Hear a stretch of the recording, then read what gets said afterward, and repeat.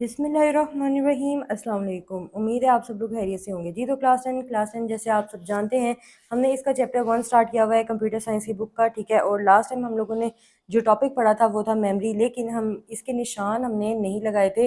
आज इंशाल्लाह सबसे पहले तो हम इसके निशान लगाएंगे, फिर इससे आगे वाला जो टॉपिक है उसको डिस्कस करेंगे। सबसे पहले हम लोग बात करते हैं जी मेमोरी की। मेमोरी की डेफिनेशन आपने करनी है यहाँ से लेकर यहाँ तक, ठीक है। इसके बाद ये भी शॉर्ट क्वेश्चन है। इसके बाद प्राइमरी मेमोरी है। प्राइमरी मेमोरी की भी डेफिनेशन आप यहाँ से लेकर तो नेक्स्ट पेज पे आप आ जाएं, ठीक है। यहाँ तक आपने इसकी डेफिनेशन करनी है, साथ में इसकी एग्जांपल करनी है। ये भी आपके पास शॉर्ट क्वेश्चन है। ये आपको आ सकता है कि डिफाइन प्राइमरी मेमोरी या डिफाइन रैम या what is meant by primary memory, इस तरीके से आपको शॉर्ट क्वेश्चन में पूछा जा सकता है। इसके बाद अगला हमारे पास है वर्चुअल मेमोरी।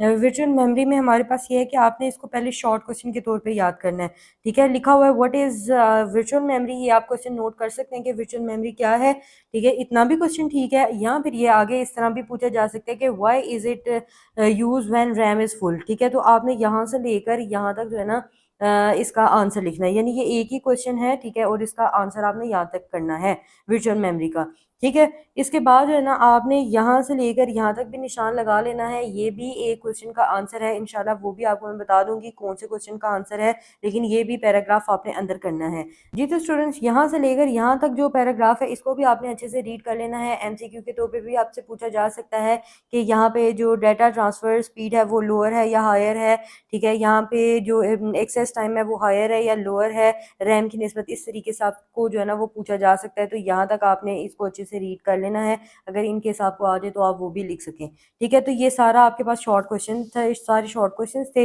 अगर इनकेस अगर आपको ये लॉन्ग क्वेश्चन आ जाता है कि define memory and also discuss its types, तो आपने जितना जितना शॉर्ट में आपने लिखना है, याद करना है, उतना ही आपने वो सारा का सारा इकट्ठा करके लॉन्ग में भी लिख देना है। इसके बाद ये जो इन्फॉर्मेशन हमारे पास यहाँ पे लिखी हुई है ये भी आपने जो है ना ये देख लेनी है। ये एमसीक्यू के लिए इंपॉर्टेंट चीज़ें होती हैं और इन केस ये शॉर्ट क्वेश्चन में भी पूछी जा सकती हैं। आज का जो हमारा मेन टॉपिक है वो जी प्रोसेस एंड थ्रेड है ये जी। तो स्टूडेंट्स टॉपिक है हमारे पास प्रोसेसेस एंड थ्रेड्स वाला। इसका हमारे पास ये शॉर्ट क्वेश्चन के तौर पे भी आ सकता है, ये लॉन्ग क्वेश्चन के तौर पे भी आ सकता है।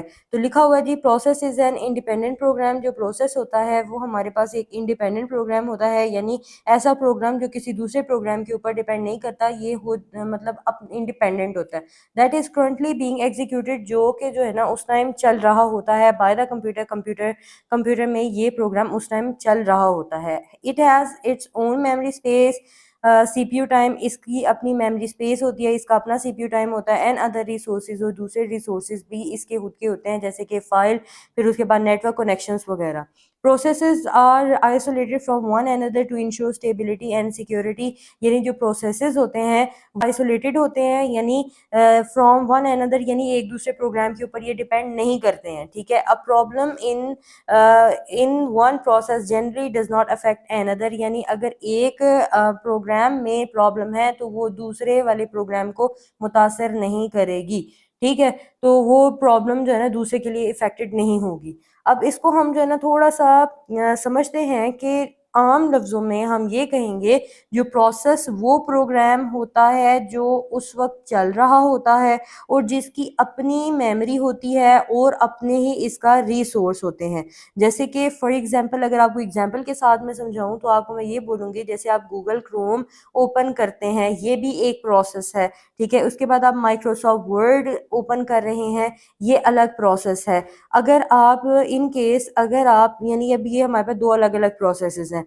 अब आपको ये बताने लगी हूँ कि ये जो हमारे पास था ना कि processes are isolated from one another to ensure the stability and security, यानी यहाँ से लेके यहाँ तक की जो बात है वो एग्जांपल के साथ आपको ऐसे एक्सप्लेन करूंगी कि जैसे मैंने आपको बताया कि गूगल क्रोम आप ओपन कर रहे हैं वो एक अलग प्रोसेस है, माइक्रोसॉफ्ट वर्ड आप खोल रहे हैं वो एक अलग प्रोसेस है। अगर क्रोम आप बंद कर देते हैं, ठीक है, तो जो माइक्रोसॉफ्ट वर्ड है वो फिर भी चलता रहेगा, क्योंकि दोनों अलग अलग प्रोग्राम है, यानी दोनों अलग अलग प्रोसेसेस हैं, ठीक है जी। तो इस तरीके से हम ये जो है ना प्रोसेस की हमें अच्छे से समझ आ गई। तो ये प्रोसेस की आपने पूरी डेफिनेशन याद करनी है।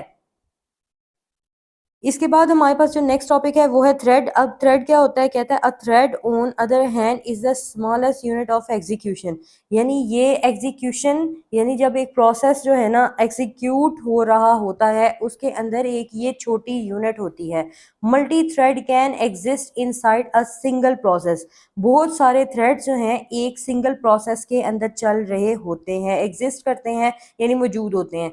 Each performing a different task, हर एक जो है ना थ्रेड अपना एक अलग टास्क परफॉर्म कर रहा होता है। All the threads in the same process share the same memory. यानी हमारे पास जो जितने भी थ्रेड्स होते हैं उस प्रोसेस के अंदर वो सेम मेमोरी ही यूज़ कर रहे होते हैं एंड रिसोर्सेज, और रिसोर्सेज भी सेम यूज़ कर रहे होते हैं। बट ऑपरेट इंडिपेंडेंटली, लेकिन चलते वो इंडिपेंडेंटली हैं यानी किसी दूसरे पे डिपेंड नहीं करते। अब ये था हमारे पास यानी बुक के ऊपर जो हमें बताया गया है, डेफिनेशन बताई गई है। अब इसको थोड़ा सा और सिंपल वर्ड में समझते हैं ताकि आपको आसानी से समझ आ जाए। ठीक है, अब देखें सिंपल वर्ड्स में हम ये कहेंगे जो थ्रेड है वो प्रोसेस के अंदर काम करने वाली सबसे छोटी यूनिट होती है। एक प्रोसेस में एक या एक से ज्यादा थ्रेड हो सकते हैं। अब आप बोलेंगे अभी भी हमारा थोड़ा सा कॉन्सेप्ट नहीं समझ आया, फिर सुने कि थ्रेड जो है प्रोसेस के अंदर काम करने वाली सबसे छोटी यूनिट होती है। यानी हमने पढ़ा ना स्मॉलेस्ट यूनिट होती है। ठीक है, एक प्रोसेस जो होता है उसमें एक या एक से ज्यादा थ्रेड्स मौजूद हो सकते हैं। अब यहाँ पे हम लोग जो है ना थ्रेड की एग्जांपल को डिस्कस करेंगे। जैसे कि फॉर एग्जांपल कंसीडर करें कि ये आपके पास एक वेब ब्राउज़र है जैसे कि क्रोम। ठीक है, the entire browser application is one process. अब वो जो क्रोम है वो पूरे का पूरा खुद एक प्रोसेस है। विद इन दिस प्रोसेस, इस प्रोसेस के अंदर मुख्तलिफ थ्रेड्स जो है ना वो काम करेंगे। जैसे कि हमारे पास हो सकता है one thread is loading and running the web page, यानी एक जो थ्रेड होगा वो क्या करेगा, लोड भी करेगा और आपको वेब पेज है ना वो स्क्रीन पे शो भी करेगा। दूसरा क्या करेगा, playing audio and video content, वो ऑडियो भी चलाएगा और वीडियो को भी चलाएगा। तीसरा हमारे पास यहाँ पे क्या हो सकता है, हम कह सकते हैं कि डाउनलोड हो रही है फाइल इन द बैकग्राउंड। तो यानी ये सारे थ्रेड्स किसके अंदर काम कर रहे हैं, कौन एक प्रोसेस यानी क्रोम के अंदर काम कर रहे हैं। तो इस तरह क्या होता है, by using above multiple threads the browser can continue loading new content while playing a video without taking the user wait for one task to finish before starting another। इसका मतलब ये है कि आप जो है इन मल्टीपल थ्रेड्स को use कर सकते हैं और फिर क्या कर सकते हैं कि एक ही मतलब प्रोसेस के अंदर अगर एक काम चल रहा है उस चलते हुए काम के दौरान आप दूसरा काम भी जो है ना वो कर सकते हैं, आपको वेट नहीं करना पड़ेगा। ठीक है, तो ये हमारे पास एक एग्जांपल है। इसको एक और एग्जांपल के साथ समझते हैं। इसके अलावा अगर आपको मैं व्हाट्सएप की एग्जांपल दूं तो व्हाट्सएप की एग्जांपल इस तरीके से है कि जैसे फॉर एग्जांपल जब आप व्हाट्सएप इस्तेमाल कर रहे हैं तो ये एक प्रोसेस है। इसके अंदर बहुत सारे थ्रेड्स काम कर रहे होते हैं। जैसे कि थ्रेड नंबर 1 हम ये कह सकते हैं कि जो आपने मैसेजेस भेजे हैं, ठीक है, वो आपके मैसेजेस जो आपने भेजे हैं उसको आगे इंटरनेट पे भेजना। फिर नंबर 2 आपके जो नेम मैसेजेस आ रहे हैं उनको रिसीव करना। नंबर 3 थ्रेड आपके पास ये हो सकता है कि स्क्रीन को अपडेट करना। नंबर 4 ये हो सकता है कि कोई नोटिफिकेशन आ रही है, नोटिफिकेशन की आवाज़ आ रही है या रिंगटोन की आवाज़ होती है, इसको चलाना। तो ये सारे के सारे जो थ्रेड्स हैं एक ही व्हाट्सएप प्रोसेस के लिए काम कर रहे हैं। इसके अलावा अगर आपको एक और एग्जाम्पल दूँ तो जैसे फॉर एग्जाम्पल हमारे पास MS वर्ड है यानी माइक्रोसॉफ्ट वर्ड है। इसमें एक थ्रेड जो है वो टाइपिंग को कंट्रोल करता है यानी टाइपिंग के प्रोसीजर को संभालता है। दूसरा जो है वो क्या करता है, ऑटो सेव करता है। ठीक है, तीसरा हमारे पास क्या है, तीसरा थ्रेड जो है वो स्पेल चेकिंग करता है। ठीक है, स्पेलिंग को चेक करता है। ये तमाम थ्रेड्स जो हैं एक ही वर्ड प्रोसेस के अंदर काम करते हैं। तो मुख्तसर अगर आपको मैं ये बताऊं कि प्रोसेस के अंदर एक खास काम अंजाम देने वाली जो यूनिट होती है उसको हम थ्रेड कहते हैं। तो उम्मीद है आपको इतनी सारी मैंने एग्जांपल्स दी हैं तो आपको अच्छे से प्रोसेस की और थ्रेड की समझ आ गई होगी। अब जैसे कि आपको मैंने बता दिया कि शॉर्ट के लिए आपके पास यहाँ से लेके यहाँ तक एक शॉर्ट क्वेश्चन है प्रोसेस का। ठीक है, दूसरे नंबर पे अगर हम दूसरे पेज पे आते हैं तो यहाँ से लेकर यहाँ तक हमारे पास थ्रेड की डेफिनेशन है, इसके साथ ये इसकी एग्जाम्पल है।